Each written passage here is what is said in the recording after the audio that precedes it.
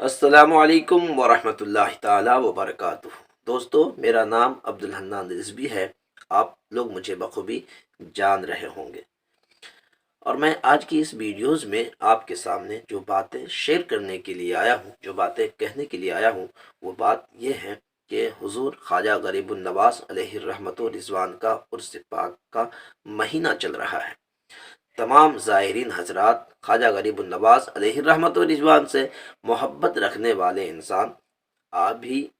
اس وقت خواجہ غریب النواز علیہ الرحمت و رضوان کے بارگاہ میں جانے کا ارادہ کر رہے ہوں گے، کوئی ٹکٹ کروا لیے ہوں گے، کوئی جانے کا ارادہ مکمل کر کے ابھی پہنچنے والے ہوں گے۔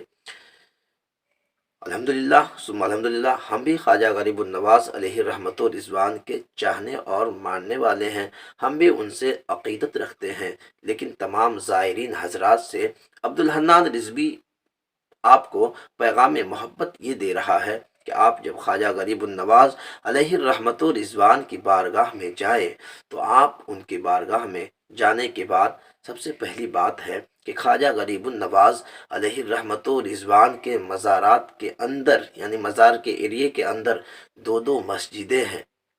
آپ اس بات کا خیال رکھیں کہ جب کبھی اذان ہو، چاہے وہ فجر ہو، چاہے وہ ظہر ہو، چاہے وہ عصر ہو، مغرب ہو، عشاء ہو، آپ نماز ادا کریں گے، کیونکہ خواجہ غریب النواز علیہ الرحمت و رضوان کا فیض انہی کو ملتا ہے جو نماز کی پابند رہتے ہیں، پابند شرع رہتے ہیں۔ تو آپ نماز کی پابندی پہلی شرط پہ کریں۔ دوسری بات یہ رہی کہ آپ جب وہاں پہ جاتے ہیں تو مزاور حضرات بہت سارے دنگے فسادات وہاں پھیلا کر کے رکھے ہیں، یہاں چندہ، وہاں چٹکی، وہاں یہ۔ آپ اپنی حیثیت کے مطابق چندہ دیں، جبرن قہرن کسی کو چندہ دینے کی آپ کو ضرورت نہیں ہے، کیونکہ خواجہ غریب النواز علیہ الرحمت و رضوان کا بارگاہ وہ بارگاہ ہے جہاں سے خالی ہاتھ جانے والوں کو خواجہ غریب النواز علیہ الرحمت و رضوان نوازتے ہیں، وہاں سے ان کو جھولیاں بھر جاتی ہیں،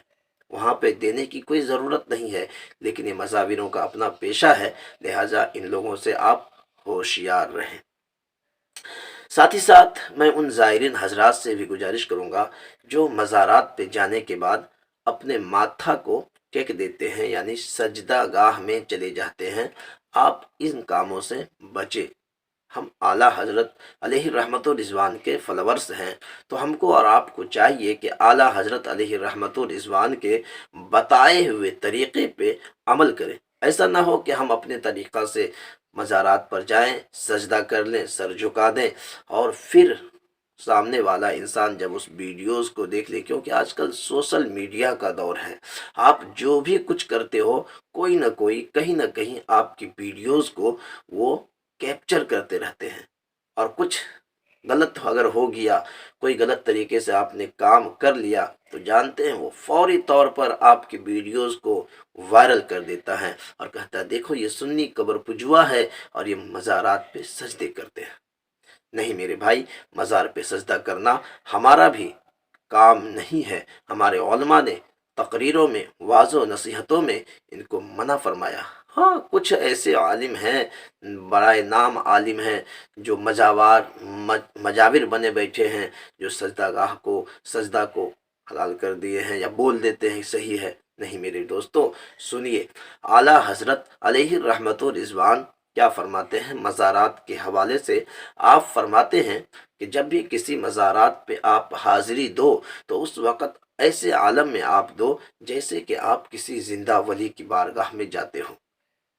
سمجھ رہے ہیں؟ جیسے کہ آپ زندہ ولی کی بارگاہ میں جاتے ہیں،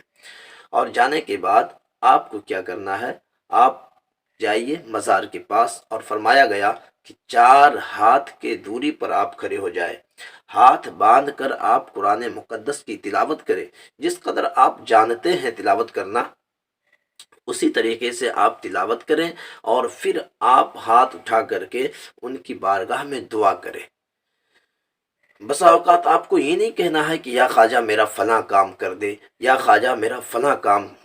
کر دے، نہیں۔ خواجہ غریب النواز علیہ الرحمت و رضوان کسی بندے کی، کسی انسان کا منوکامنا کو وہ پورا نہیں کرتے ہیں، کیونکہ پورا کرنا خدا کی ذات ہے۔ ہاں، یہ آپ کو التجا کرنی ہے اے خواجہ غریب النواز علیہ رحمت و رضوان، تو آپ جو ہے اللہ کے برگزیدے بندے ہیں، آپ اللہ کے ولی ہیں، آپ کی بہت دور تک رسائی ہے، آپ اگر چاہیں تو میرا بگڑا ہوا کام سنور جائے۔ اے خواجہ غریب النواز، آپ اللہ کی بارگاہ میں دعا کر دے کہ میرا فلاں کام سنبھل جائے، میرا فلاں جو ہے منوکامنا ہے جو پوری ہو جائے، اور پوری دل کی گہرائی سے آپ کو دعا کرنا ہے، پوری دل کی گہرائی سے آپ کو دعا کرنا ہے۔ ایسا نہیں ہے کہ بس زبان پہ آیا بول دیے، پوری دل کی اندرونی کیفیت سے آپ کو دعائیں خیر کرنی ہے۔ مانگنا اللہ سے ہے لیکن وسیلہ بنا دینا ہے ان کو، اس لیے کہ وہ اللہ کے برگزیدے ہیں، انہوں نے دنیا میں اسلام کو پھیلایا ہے اور اللہ نے ان کو توفیق عطا فرمایا۔ اگر خواجہ غریب النواز ادنا سے ادنا انسان کے لیے اگر اللہ کی بارگاہ میں دعا کر دیتے ہیں تو میرا عقیدہ ہے کہ اللہ تعالیٰ کبھی ان کے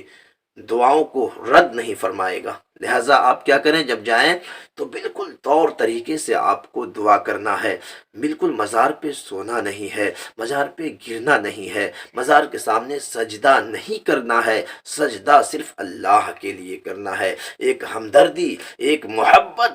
جو ہماری ان سے لگاؤ ہے، وہ لگاؤ کے ساتھ آپ کو خواجہ غریب النواز کی بارگاہ میں جانا ہے۔ اور سنیے،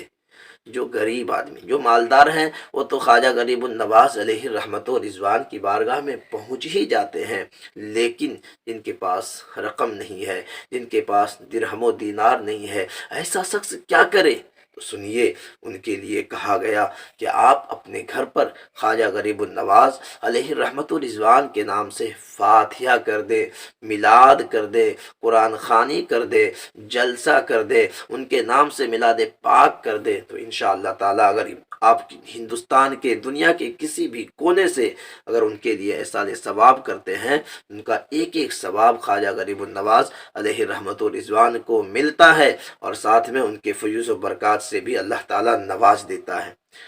میں امید کرتا ہوں کہ میری ویڈیوز آپ کو پسند آیا ہو، آپ کو اگر